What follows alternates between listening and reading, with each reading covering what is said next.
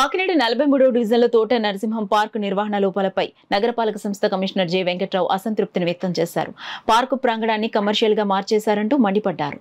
అక్కడున్న అనధికార వ్యాపారాలను సీజ్ చేసి వాచ్మెన్ ను విధుల నుంచి తొలగించారు. పార్కులో అనేక అవకతవకలు జరిగాయంటూ స్థానిక జనసేన టీడీపీ నాయకులు ఇచ్చిన ఫిర్యాదు మేరకు ఎస్సీపీ సత్యకుమారి ఇతర అధికారులతో కలిసి కమిషనర్ మంగళవారం అక్కడకు విచారణకు వెళ్లారు. ఓ కార్పొరేట్ సంస్థ నిధులతో ఏర్పాటు చేసిన ఆర్వో ప్లాంట్ను వాణిజ్యపరంగా నిర్వహించడం, పార్కు ప్రాంగణంలో అనుమతి లేకుండా అనధికారికంగా టైలరింగ్ నిర్వహించడం, ట్రావెలింగ్ ఏజెన్సీ నడపడం, ఓ ఐస్ క్రీం వ్యాపారం కొనసాగించడం వంటి లోపాలను గుర్తించారు. ఒకరికి వేతనం ఇస్తుంటే మరొకరితో పనులు చేయించడం వంటి అవకతవకలు బయటపడ్డాయి.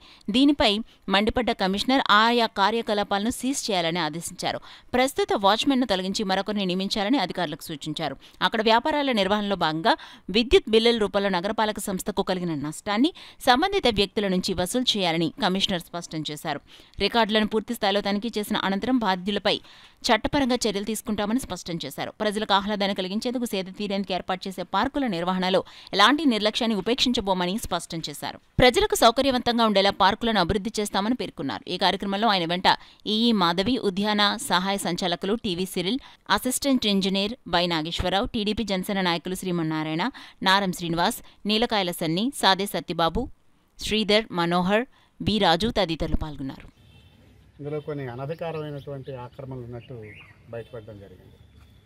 అందులో రిలయన్స్ ఇండస్ట్రీస్తో తీసుకున్నటువంటి ఒక ఆర్ఓ ప్లాంట్ని వాళ్ళు మెయింటైన్ చేస్తూ బయటికి కమర్షియల్గా అమ్మడం అనేది ఒకటి బయటపడింది. రెండవది